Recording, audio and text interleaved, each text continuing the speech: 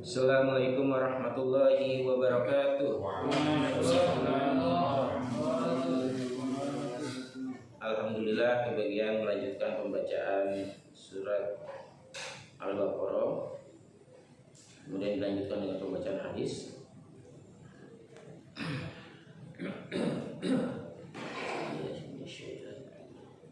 Bismillahirrahmanirrahim. La ikraha fi dini qad tabayyana rusadu minal khayy faman yaghfur bi'atawati wa yu'min billahi faqad tamasaka bil urwatiya waqa lana fiya su'man laha wallahu sami'un alim. Artinya, tidak ada paksaan untuk memasuki agama Allah.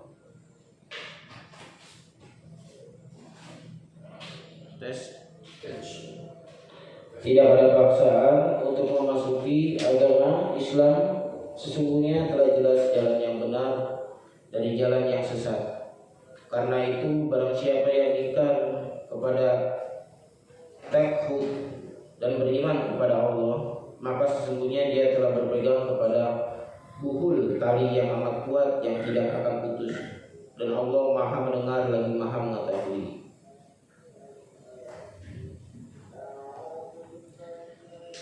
Allah berfirman, La ikraha fi dini.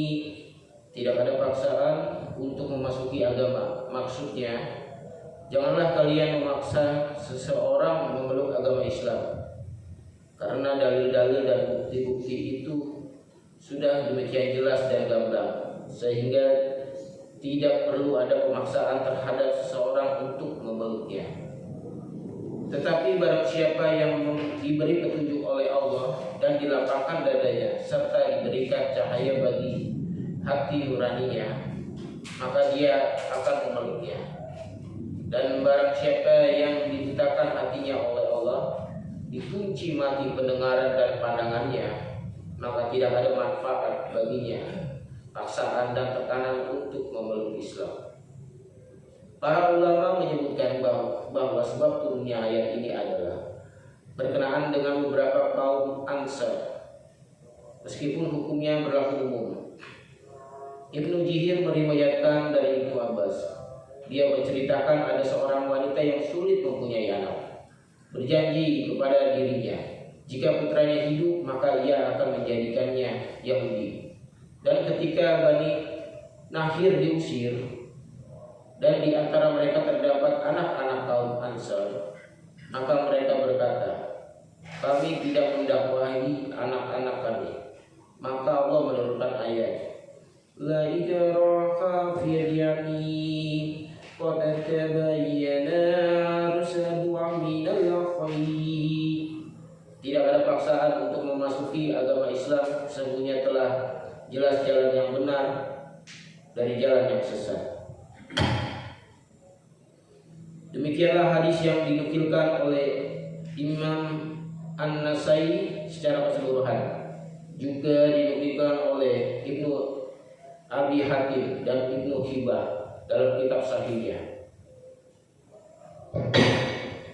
Ulama yang lainnya mengatakan ayat tersebut telah dinaskan atau dihapus dengan ayat kita, yakni ayat perang, dan bahwasanya kita diwajibkan mengajak seluruh umat manusia memeluk agama yang lurus, yaitu Islam. Jika ada seorang di antara mereka yang menolak untuk memeluknya dan tidak mau tunduk kepadanya atau tidak mau membayar jizyah, maka dia harus dibunuh. Dan inilah makna pemaksaan. Allah berfirman, ستدعون إلى قوم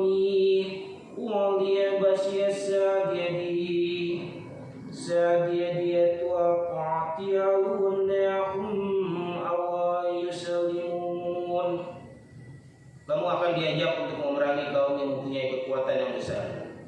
Kamu akan memerangi mereka atau mereka menyerang atau masuk Islam. Surat Al-Fat ayat 16. Dalam hadis sahih disebutkan, "Ajiba rabbuka min qawmi yuqaduna ilal jannati fi salasi." Rabbmu merasa kagum kepada kaum yang digiring ke dalam surga dengan rantai. Maksudnya, para tawanan yang dibawa oleh negeri Islam dalam keadaan diikat dan dibelenggu. Setelah itu mereka masuk Islam. Lalu amal perbuatan mereka dan hati mereka menjadi baik, sehingga mereka menjadi penghuni surga. Dalam firman-Nya, "Faman yaghfir bi'ata'ati wa yu'min billahi faqad istamassaka bil urawati usqalan fi as-sama'laha wallahu as-sami'un 'alim." Karena itu barang siapa yang ingkar kepada taghut dan beriman kepada Allah, maka sesungguhnya dia telah berpegang kepada buhul tali yang amat kuat yang tidak akan putus. Dan Allah Maha mendengar lagi Maha mengetahui. Artinya, barang siapa yang melepaskan diri dari sekutu-sekutu atau tandingan berhala serta apa yang diserukan oleh syaitan berupa penyembahan kepada selain Allah, mengesahkannya serta menyembahnya dan bersaksi bahwa tiada ilah yang hak selain Dia, faqadis tamassaka bil rawaqi' wa maka sesungguhnya dia telah berpegang kepada buhul tali yang kuat yang tidak akan putus. Berarti dia benar-benar tegar dan teguh berjalan di jalan yang tepat lagi lurus. Umar berkata bahwa al-jib itu berarti sihir dan takhut berarti setan. Bahwasannya keberanian dan sikap pengecut merupakan tabiat yang melekat pada diri manusia. Orang yang berani akan memerangi orang-orang yang tidak dikenalnya, sedangkan orang pengecut lari meninggalkan ibunya. Sesungguhnya kemuliaan seorang adalah pada agamanya, kehormatan dan akhlaknya, meskipun dia orang Persia ataupun rakyat jelata. Demikian yang diriwayatkan oleh Ibnu Jahir dan Ibnu Abi Hatim dari Umar. Lalu dia menyebutkannya. Dan makna yang diberikan Umar kepada taghut berarti syaitan mempunyai landasan yang sangat kuat. Ia mencakup segala macam kejahatan yang dilakukan orang-orang di jahiliyah, berupa penyembahan berhala, berhukum dan memohon bantuan kepadanya. Sedangkan firman-Nya, "Faman yaghfir bi'ata'ati wa yu'min billahi faqad tamassaka bil uramwati aus qalan fi as-samawlaha." Karena itu barang siapa yang ingkar kepada taghut dan beriman kepada Allah, maka sesungguhnya dia telah berpegang kepada buhul tali yang amat kuat yang tidak akan putus. Barakallah. Makasih Pak Haji. Maknanya, dia telah berpegang teguh kepada agama dengan sarana yang sangat kuat. Allah menyerupakan hal itu dengan tali yang sangat kuat yang tidak akan putus. Tali tersebut begitu kokoh, kuat dan keras ikatannya. Mujahid berkata, yang dimaksud dengan al-urwatul wusqa adalah iman, sedangkan as-sudi mengemukakan yaitu Islam. Sedangkan Zaid bin Jubair dan Dahab mengatakan yaitu kalimat la ilaha illallah dari Anas bin Malik. Yang dimaksud dengan al-urwatul wusqa adalah Al-Quran. Dan dari Salim bin Abi Al-Ja'ad, dia mengatakan dia itu cinta dan benci kepada Allah, karena Allah. Semua ungkapan di atas benar, tidak bertentangan antara satu dengan yang lainnya. Imam Ahmad meriwayatkan dari Muhammad bin Qais bin Ubadah. Dia menceritakan suatu ketika aku berada di dalam masjid. Lalu datang seorang yang terpancar kekhusyuhannya dari wajahnya. Lalu orang itu mengerjakan sholat 2 rakaat secara singkat. Orang-orang di masjid itu berkata, inilah seorang ahli surga. Ketika orang itu keluar, aku mengikutinya hingga memasuki rumahnya. Lalu ia pun masuk ke rumahnya bersamaan. Selanjutnya aku ajak dia bicara, dan setelah sedikit akrab aku pun berkata kepadanya, sesungguhnya ketika kau masuk masjid, orang-orang itu berkata ini dan itu.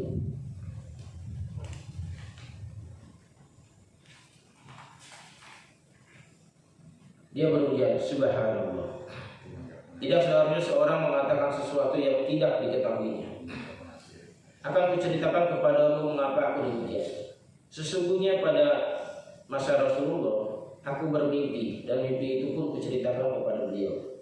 Aku pernah bermimpi seolah-olah berada di sebuah taman yang sangat hijau. Ibnu Aun mengatakan, orang itu menyebutkan warna hijau dengan keluasan taman itu.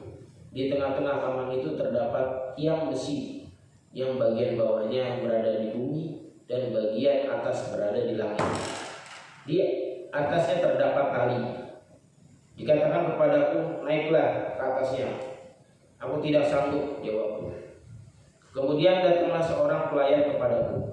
Ibnu Aun mengatakan, yaitu seorang pelayan muda. Lalu dia menyingkirkan bajuku dari belakang seraya menyerukan, naiklah.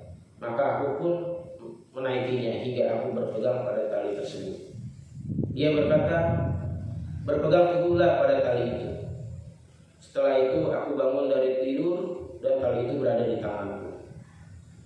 Selanjutnya aku menemui Rasulullah SAW dan menceritakan semuanya itu kepada beliau, sehingga beliau pun bersabda, amma rawatu'atu wa faradu'atul Islam wa amma la'amu'adu wa fa'amu'adu Islam wa amma urawatu wa fahiyal urawatu usqa anata ala islami hatta tamut.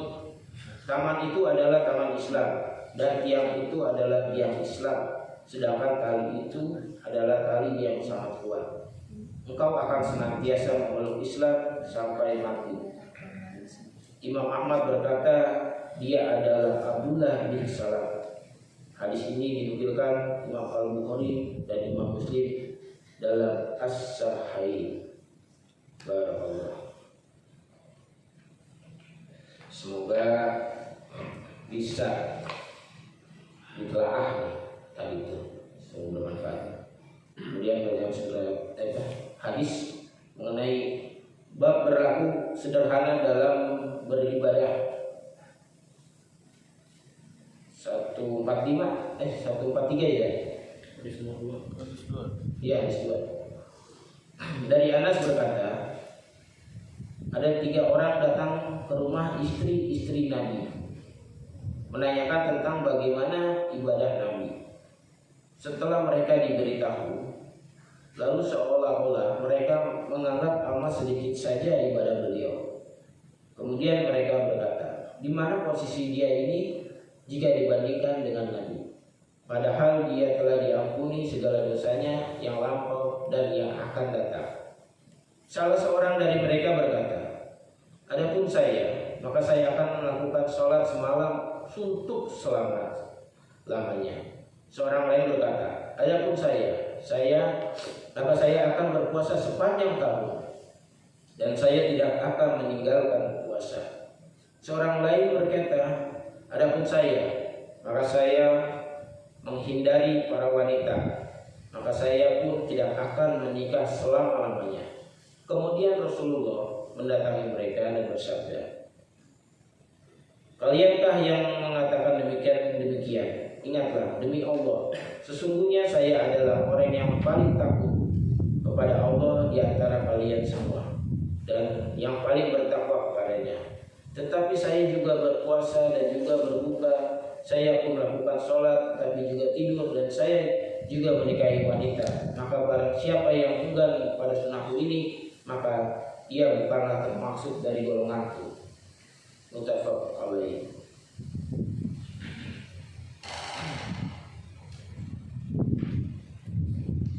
Al-Qasatu artinya takut dan bersama dengan marifat. Allah berfirman, "Innama ya'salama min ibadiyahil ulama." Sesungguhnya yang takut kepada Allah di antara hamba-hambanya hanyalah ulama. Fatir 28. Penjelasan, Nabi Muhammad SAW juga berdoa agar mendapat kekuatan untuk berpuasa.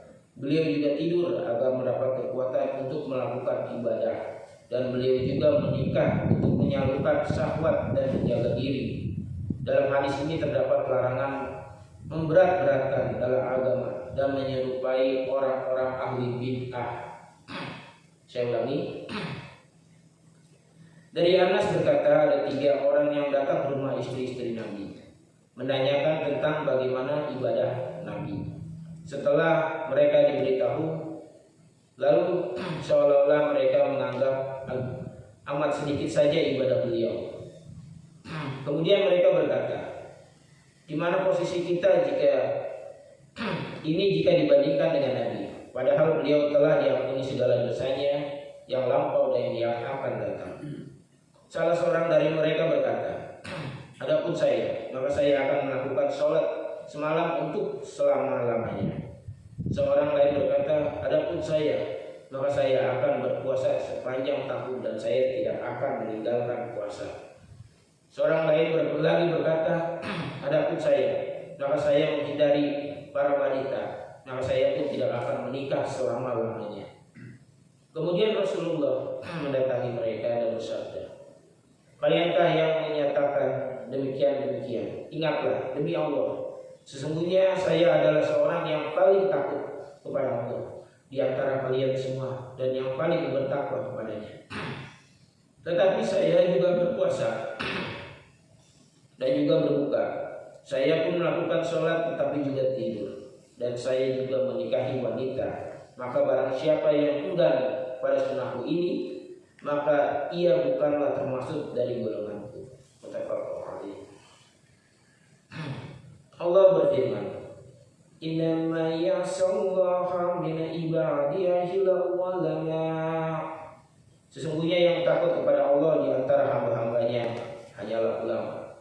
Penjelasannya, Nabi juga berbuka agar mendapat kekuatan untuk berpuasa. Beliau juga tidur agar mendapat kekuatan untuk melakukan ibadah, dan beliau juga menikah untuk menyalurkan syahwat dan menjaga diri. Di antara ini terdapat larangan untuk yang memberat-beratkan dalam agama dan menyerupai orang-orang ahli bid'ah. Barakallah, semoga bermanfaat pembacaan hadis dan Qur'annya. Saya akhiri. Assalamualaikum warahmatullahi wabarakatuh.